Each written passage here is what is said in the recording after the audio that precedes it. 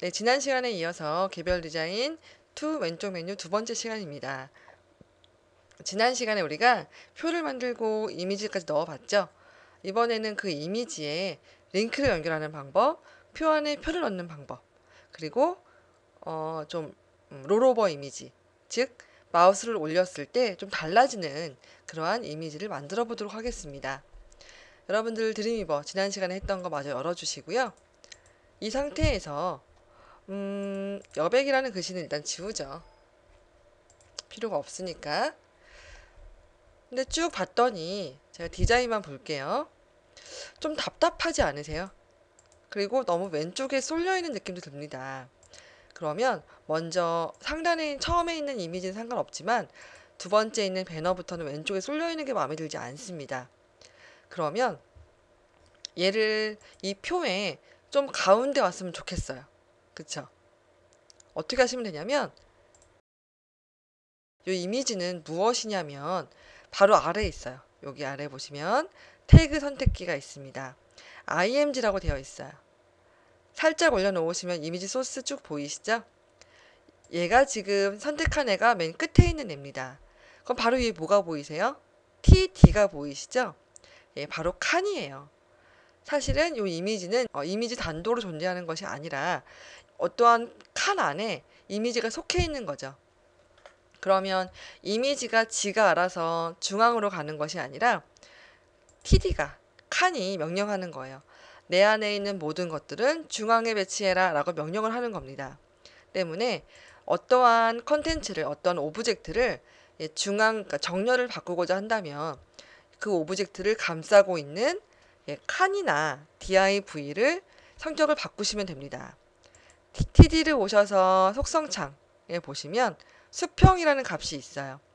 기본 값은 왼쪽인데 가운데로 맞춰주세요. 움직였죠? 다시 한번 해볼게요. 스타일이라는 요 파란 것도 마음에 들지 않습니다. 이미지를 감싸는 TD를 클릭하세요. 수평으로 오셔서 가운데 값으로 넣어줍니다. 마저 해볼게요. 세 번째 있는 배너도 마찬가지로 이미지가 속해 있는 TD를 선택하세요. 이 TD 안에 있는 모든 오브젝트는 가운데로 가라 지정하는 겁니다. 모든 것들을 그렇게 가운데로 지정해 주시고요.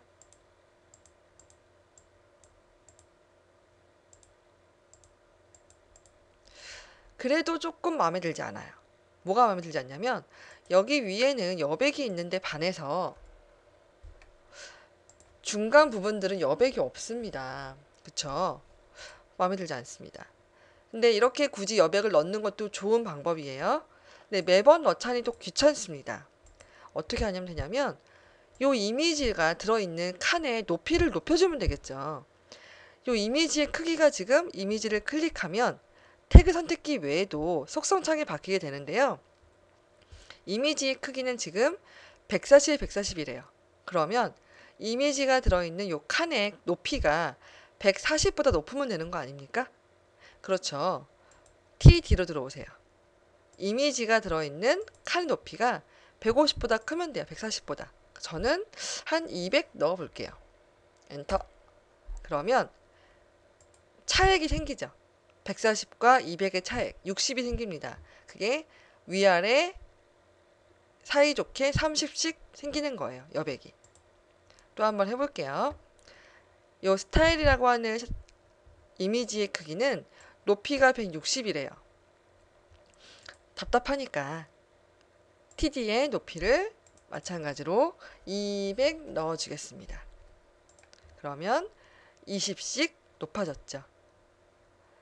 예, 얘도 마찬가지로 55래요. 예, 55보다 높게. 물론 이 높이는 여러분들이 지정하기 나름입니다. 그래서 이런 식으로 여러분들 하나씩 하나씩 작업을 해 나가시면 훨씬 더 깔끔한 보기 좋은 그러한 테이블을 만드실 수 있을 것 같습니다. 한번 미리 봐볼까요? 네, 이렇게 여백이 생기죠. 여백이 마음에 들지 않으면 다시 들어가셔서 수정하시면 되는 거예요.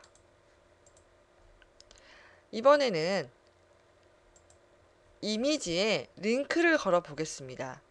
예를 들어서 이 배송 상황이라는 이미지를 클릭했을 때 제가 계약한 배송 회사의 운송장을 입력하는 혹은 배송 조회를 할 수 있는 그러한 곳으로 갔으면 좋겠어요. 해볼게요. 일단 저는 우체국 택배를 입력해 보겠습니다.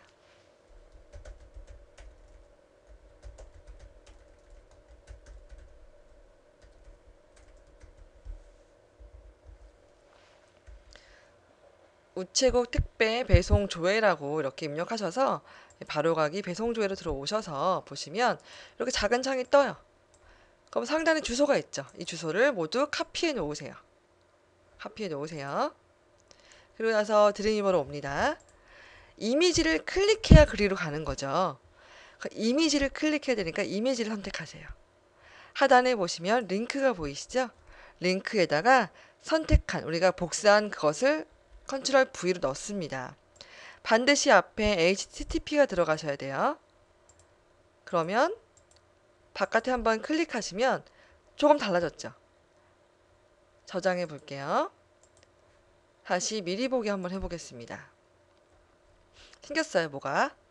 다른 이미지와 달리 이 이미지는 마우스를 올렸을 때 손 모양으로 바뀌죠. 네, 이게 이제 링크라는 거예요. 링크가 연결되었다는 거고요. 일반적인 배너가 모두 이러한 형태이죠. 클릭하면 내 페이지가 없어지고 새로운 페이지가 나타나게 되죠. 마음에 들지 않아요. 그쵸? 저는 배송 상황이라는 버튼을 클릭했을 때 새로운 문서가 생겼으면 좋겠어요. 새로운 팝업창이 떴으면 좋겠어요. 어떻게 하면 되냐면 일단 대상이라는 것이 있습니다. 링크 바로 밑에 보시면 타겟이라고 있어요. 타겟이 기본은 내가 없어지는 거예요. 그것을 셀프라고 이야기하는데 내가 없어지는 것이 아니라 새로운 창이 뜨도록 블랭크라는 기능을 넣어줍니다. 블랭크는 새로운 창이 뜨는 거고요. 셀프는 내가 없어지는 거예요. 그러면 이번에는 요 파란 선 혹은 보라색 선이 마음에 들지 않습니다. 선을 없애시려면 이 선은요 테두리예요. 테두리의 값을 그냥 아무것도 입력 안 하면 배너의 성격, 링크의 성격을 가져갑니다. 1픽셀을 가져가요. 얘를 강제로 0으로 입력합니다. 엔터. 없어졌죠? 다시 저장하시고 미리 봐볼게요. 없어졌죠? 클릭하면 새로운 창도 뜨고요. 이렇게. 네, 제가 지금 고민했던 두 가지 문제가 모두 해결되었습니다. 테두리와 새로운 창. 마찬가지 방법으로 동그란 버튼도 한번 넣어 볼게요. 에디터 추천이라고 하는 이 동그란 버튼을 클릭하시고 나면 어디로 갔으면 좋겠어요? 네, 여러분들의 마이샵에 제 생각에는 탑이라고 하는 카테고리를 갔으면 좋겠어요. 그러면 탑을 클릭했을 때 사실은 주소가 바뀌지 않습니다. 이럴 경우에는 탑의 빈 공간에 마우스 우클릭을 하세요. 그리고 맨 밑에 보시면 속성 보이시죠? 속성 창에 보시면 주소가 보입니다. 이 주소를 모두 카피하세요. 속성 창에서 카피합니다. 탑이죠. 그리고 나서 여기에 오시면 돼요. 붙여넣기. 얘는 새로운 창이 굳이 뜰 필요 없죠.